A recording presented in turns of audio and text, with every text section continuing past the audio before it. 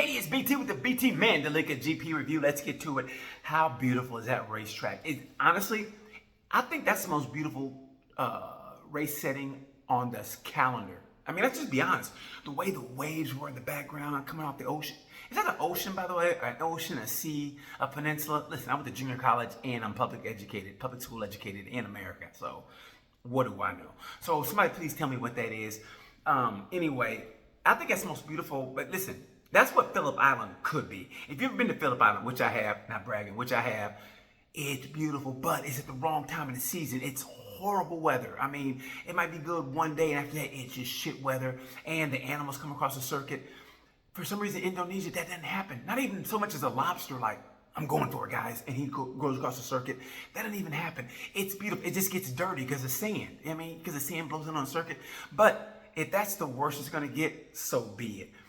So, what do you guys think? What's the most beautiful track on the calendar? I'm gonna say Mandalika. I think it's beautiful. Only thing about it, I think they flubbed the numbers on the attendance, because if you notice, if anybody watches the races, like all the shots were tight shots of all the people together, and then if you watch the full shots of the riders coming through on turns, you see there were empty stands. You know, it's kind of like a dating profile. If all they're showing you is their eyes and pictures like this, you're going, oh, that must be a monster, because you don't see the rest of their body. You know, you go, I can see the fat around your eyeballs.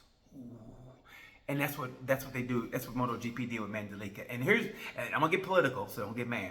But if you go to a place like Indonesia, no offense, let's just say Indonesia, okay?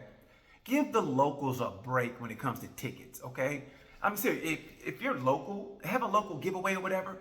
They're gonna buy stuff, whatever. It looks better on camera, and just help the locals out for once. For once, just give the dog a bone. How about that? I mean, because the Europeans and Americans, hey, we got money. We're gonna fly in there. We're gonna spend our money. But hey, give the locals a break. You saw with the parade how crazy it was. How great would that be in the stand? So that's all my thing. That's what I'm just gonna say about that. So anyway, let's get right to the racing. I know it was weird for me to come out and say that, but I had to get that off my chest. But what's your most beautiful track on the circuit? I'm gonna say Mandalika. It's beautiful. Anyway. MotoGP, let's get right to it. Moto3, you know how we start off right of the race goes to Adrian Fernandez, man. That kid deserves it. He played the ultimate teammate, the ultimate wingman last year, helping Jamie Home Alone Masia win the championship last year. And he and his brother and his dad put that work in on the team he was with when they tried to screw him around. And yeah, they found out you don't mess with the Fernandez. So props to him. Heartbreak goes to Colin Vieira. Listen. I don't talk shit about David Alonso. I just want to see David Alonso show. I want to see him what it's like when he has to win a race, when the championship gets knocked down and he's like maybe not feeling so confident. I wanted to see that, but man, he's gonna win next week. This week, actually, in Japan, he's gonna win. But Colin Vieira could have put a dent, but he didn't.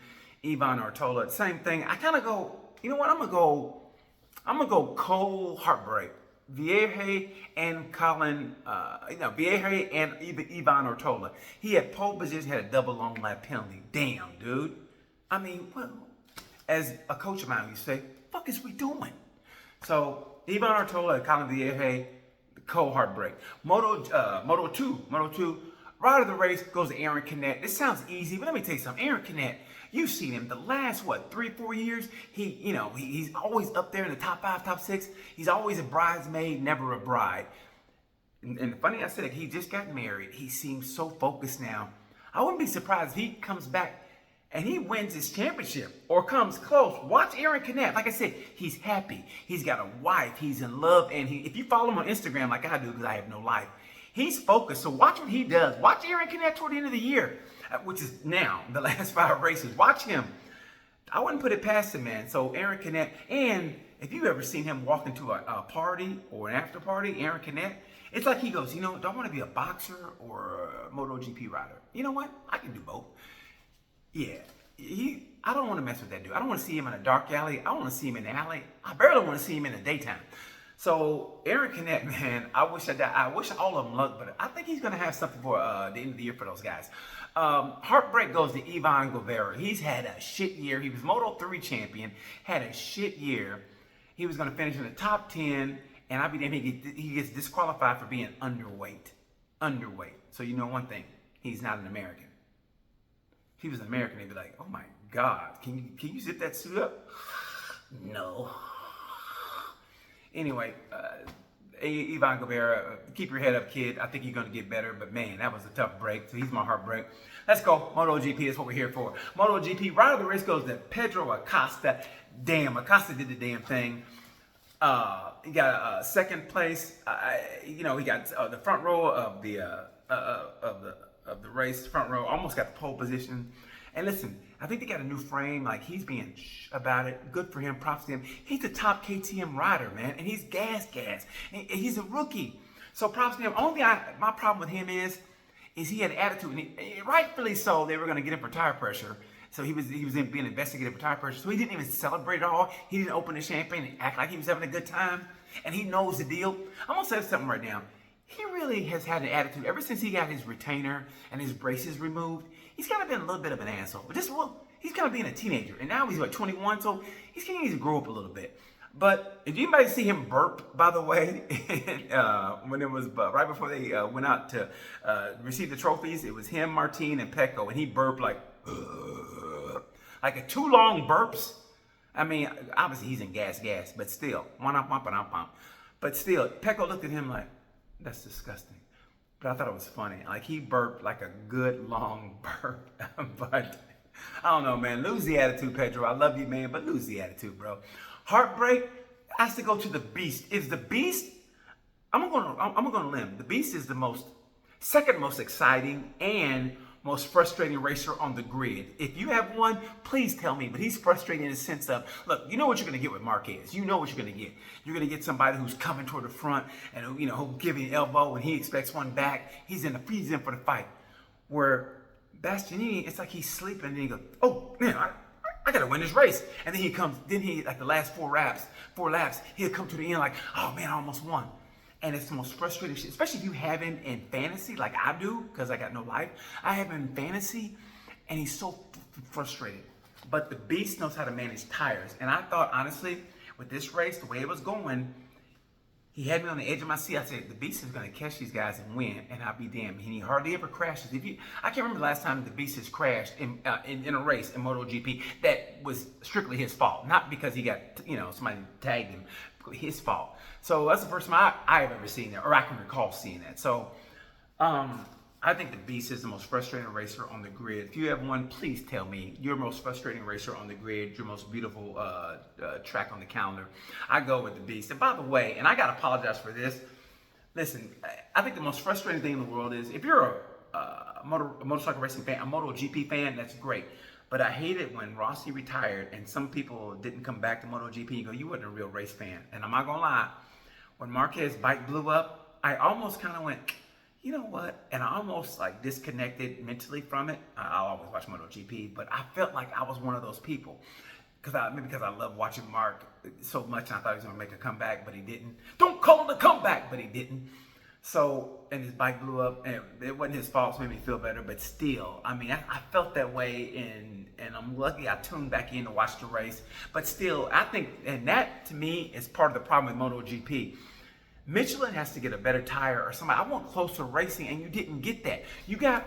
It's almost like we're making up scenarios to justify it not being close racing, where they said spicy comments that Pecco made about Martin and Martin made about Pecco. It's getting spicy. No, it wasn't.